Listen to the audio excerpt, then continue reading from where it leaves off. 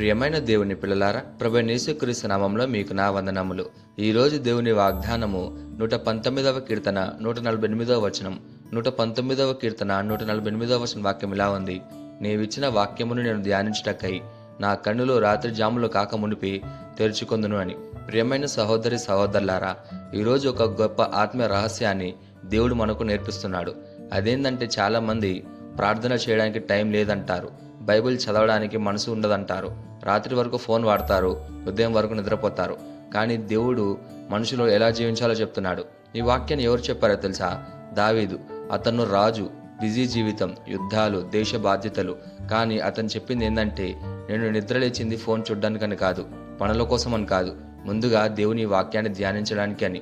ఇక్కడ ఒక గొప్ప సత్యం ఉంది. మనం మన డేని ఎవరితో స్టార్ట్ చేస్తే మన డేకి అదే గోల్ అవుతుంది. ఆత్మీయ రహస్యం ఏంటి అంటే, ఉదయం మన మనసు ఖాళీగా ఉంటుంది. ఆ టైంలో భయాన్ని నింపితే రోజంతా భయంతో ఉంటాం, టెన్షన్తో నింపితే రోజంతా టెన్షన్లో ఉంటాం. అదే దేవుని వాక్యంతో నింపితే రోజంతా శాంతిగా ఉంటాం. ఈ వాక్యానికి గొప్ప ఉదాహరణ మార్తా అలాగే మరియా. యేసయ్య ఒక గ్రామానికి వెళ్ళాడు. ఆ గ్రామంలో మార్తా అనే స్త్రీ ఆయనను తన ఇంటికి ఆహ్వానించింది. ఇది సాధారణ సందర్శనం కాదు. దేవుని కుమారుడి ఇంటికి వచ్చాడు. ఇంట్లో ఇద్దరు సహోదరిమణులు, మార్తా అలాగే మరియా. మార్తా పరిస్థితి బైబిల్ చెప్తుంది, మార్తా చాలా సేవలో ఆందోళన పడుచుండెను అని. అంటే వంట చేయాలి, అతిథులకు ఆహారం పెట్టాలి, ఇంటిని సర్దాలి, ఏర్పాట్లు చేయాలి అని. ఇలా ముఖ్యమైన విషయం ఏంటి అంటే, మార్తా చేసింది తప్పు కాదు.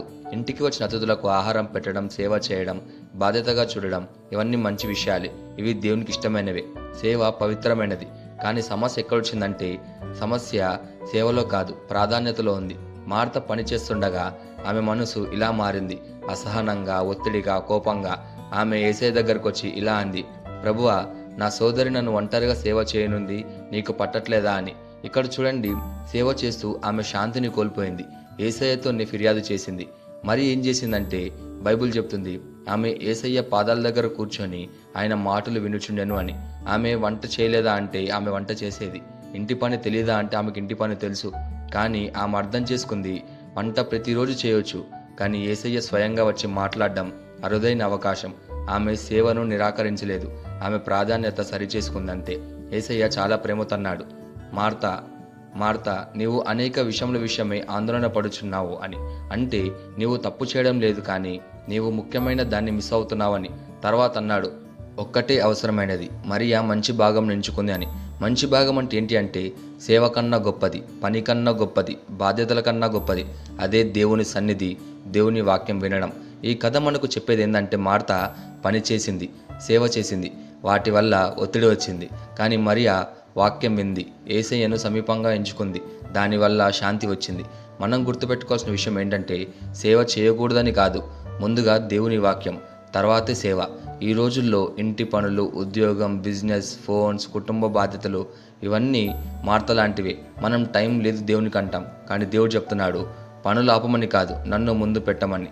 చివరిగా సత్యం ఏంటి అంటే, మార్తా యేసయ్యను ఇంటికి ఆహ్వానించింది, కానీ మరియా యేసయ్యను హృదయంలోకి ఆహ్వానించింది.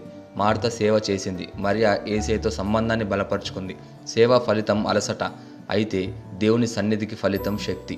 ఈ వాగ్దానాన్ని మన జీవితానికి ఎలా తీసుకోవాలంటే, మొదటిగా లేచిన వెంటనే ఫోన్ కాదు, వాక్యం చదవాలి, కనీసం 5 minutes అయినా చదవాలి. రెండోదిగా దేవునితో రోజు ప్రారంభం అవ్వాలి, ప్రభువా ఈరోజు నాతో ఉండవా అని అడగాలి.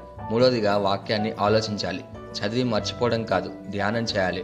ఉదయం వాక్యంతో మొదలు పెడితే ఆందోళన తగ్గుతుంది, కోపం తగ్గుతుంది, దేవుని స్వరం స్పష్టంగా వినిపిస్తుంది. రోజు దేవుని నియంత్రణలో ఉంటుంది. కాబట్టి మనం ప్రతిరోజు వాక్యంతో మొదలు పెట్టాలి. ఈ వాగ్దానం మనం స్వతంత్రించలాగా మనం ప్రార్థన చేద్దాం. మమ్మల్ని మిక్కిలిగా ప్రేమించిన ప్రియా పరలోకపు తండ్రి, నీకే కృతజ్ఞతాస్తుతులు, వందనాలు చెల్లించుకుంటున్నాం ప్రభువా. ఈరోజు నీ వాగ్దానం ద్వారా మాతో మాట్లాడినందుకు నీకే ధన్యవాదాలు చెల్లించుకుంటున్నాం ప్రభువా.